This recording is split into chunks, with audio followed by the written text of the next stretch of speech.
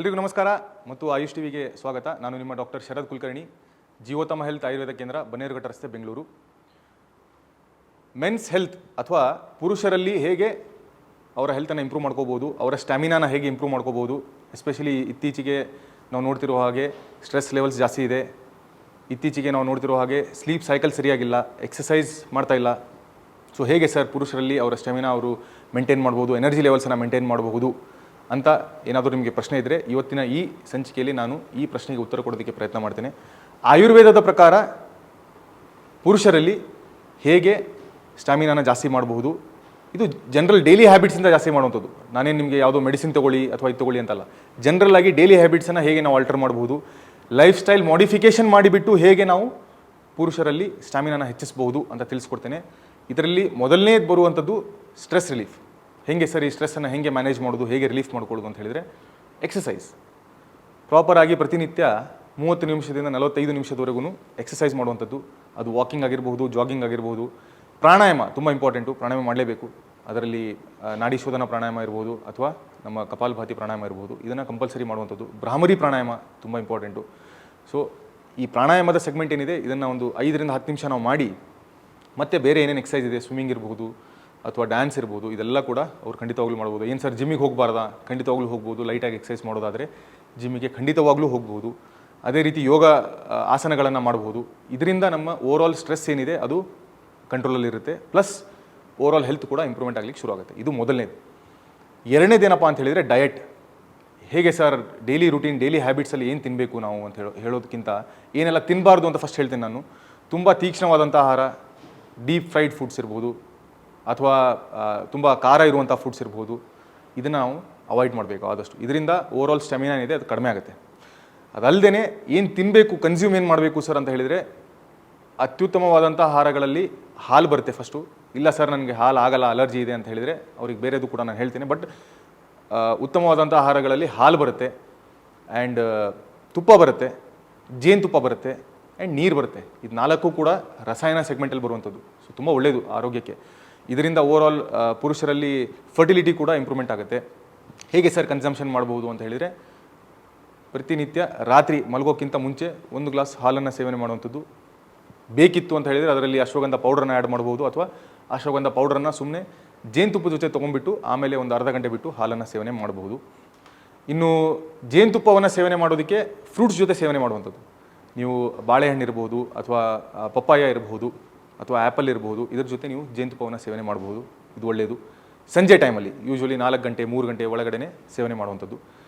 ನೀರಿನ ಸೇವನೆ ಪ್ರತಿನಿತ್ಯ ಬೆಳಿಗ್ಗೆ ಎದ್ದ ತಕ್ಷಣ ಉಷಾಪಾನ ಅಂತ ಏನು ಹೇಳ್ತೀವಿ ಆಯುರ್ವೇದದಲ್ಲಿ, ನೀರಿನ ಸೇವನೆ. ಆಯುರ್ವೇದದ ಕೆಲವೊಂದು ಗ್ರಂಥಗಳಲ್ಲಿ ಪ್ರತಿನಿತ್ಯ ಎದ್ದುಬಿಟ್ಟು ಬೆಳಿಗ್ಗೆ ಯಾರು ನೀರಿನ ಸೇವನೆ ಮಾಡ್ತಾರೆ ಅದು ಮಾತ್ರ ಸಾಕು ಅವ್ರ ಸ್ಟ್ಯಾಮಿನಾಗೆ ಅಂತ ಹೇಳಲಾಗಿದೆ. ಸೊ ಖಾಲಿ ಹೊಟ್ಟೆಯಲ್ಲಿ ಬೆಳಿಗ್ಗೆ ಎದ್ದು, ತುಂಬ ಕೋಲ್ಡ್ ಇದೆ ಸೀಸನ್, ಹೊರಗಡೆ ನೀರು ತುಂಬ ಕೋಲ್ಡ್ ಇದೆ ಅಂತ ಹೇಳಿದರೆ ಸ್ವಲ್ಪ ಉಗುರು ಬೆಚ್ಚಗೆ ಮಾಡಿ ಕುಡಿಯೋದು ಒಳ್ಳೆಯದು. ನಾರ್ಮಲ್ ಆಗಿದೆ, ಸಮ್ಮರ್ ಸೀಸನ್ ಇದೆ ಅಂತ ಹೇಳಿದರೆ normal room temperature filter water ಏನಿರುತ್ತೆ ಅದನ್ನು ಕುಡಿದ್ರು ಸಾಕು. ಎಷ್ಟು ನೀರನ್ನು ಕುಡಿಬೇಕು ಸರ್? ಕೆಲವೊಬ್ರು 1 ಗ್ಲಾಸ್ ಹೇಳ್ತಾರೆ, ಕೆಲವೊಬ್ರು 2 ಗ್ಲಾಸ್ ಹೇಳ್ತಾರೆ, ಕೆಲವೊಬ್ರು 2 ಲೀಟರ್ ಕುಡೀರಿ ಅಂತ ಹೇಳ್ತಾರೆ ಬೆಳಿಗ್ಗೆ ಎದ್ದ ತಕ್ಷಣ. ಅಲ್ಲ, ಮ್ಯಾಕ್ಸಿಮಮ್ 700 ರಿಂದ 750 ml ನೀರು, ಅಂದರೆ 1 ಲೀಟರ್ ಆಗಲ್ಲ, ಅಷ್ಟು ಮ್ಯಾಕ್ಸಿಮಮ್.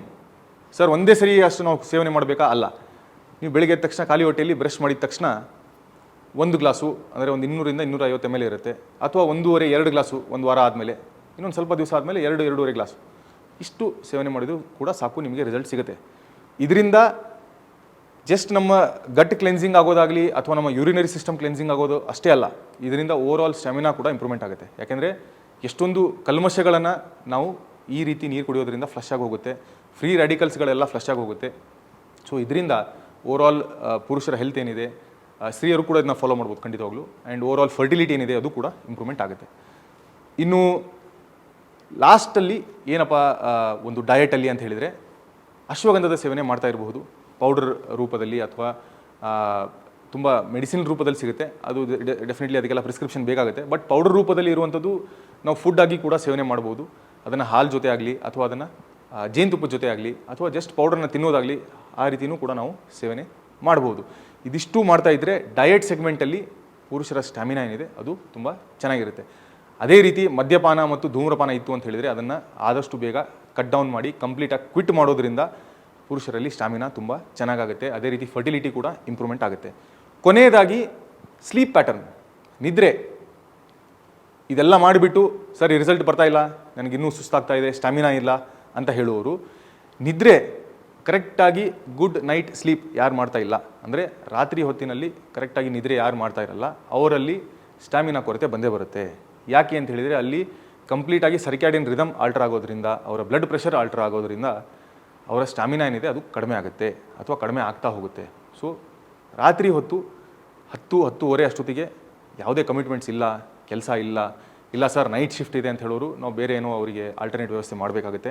ಎಲ್ಲ ಸರಿ ಇದೆ ಸರ್, ಸುಮ್ಮನೆ ನಾನು ಬಿಂಜ್ ವಾಚಿಂಗ್ ಮಾಡ್ತಾ ಇದ್ದೇನೆ, ಯಾವುದೋ ಸೀರೀಸ್ ನೋಡ್ತಾ ಇದ್ದೇನೆ, ಟಿ ವಿಯಲ್ಲಿದ್ದೇನೆ, ಮೊಬೈಲಲ್ಲಿದ್ದೇನೆ, ಲ್ಯಾಪ್ಟಾಪಲ್ಲಿದ್ದೇನೆ, ಟ್ಯಾಬಲ್ಲಿದ್ದೇನೆ ಅಂತ ಹೇಳೋರು ಸ್ವಲ್ಪ ಬೇಗ 10-10:30 ಅಷ್ಟೊತ್ತಿಗೆ ನಿದ್ರೆ ಮಾಡಿ ಬೆಳಿಗ್ಗೆ 5-5:30 ಅಷ್ಟೊತ್ತಿಗೆ ಎದ್ರಿ ಅಂತ ಹೇಳಿದರೆ ಬ್ರಾಹ್ಮಿ ಮುಹೂರ್ತದಲ್ಲಿ ಮತ್ತು ನೀರಿನ ಸೇವನೆ ಮಾಡ್ತಾ ನಿಮ್ಮ ಡೇಯನ್ನು ಸ್ಟಾರ್ಟ್ ಮಾಡ್ಬೋದು.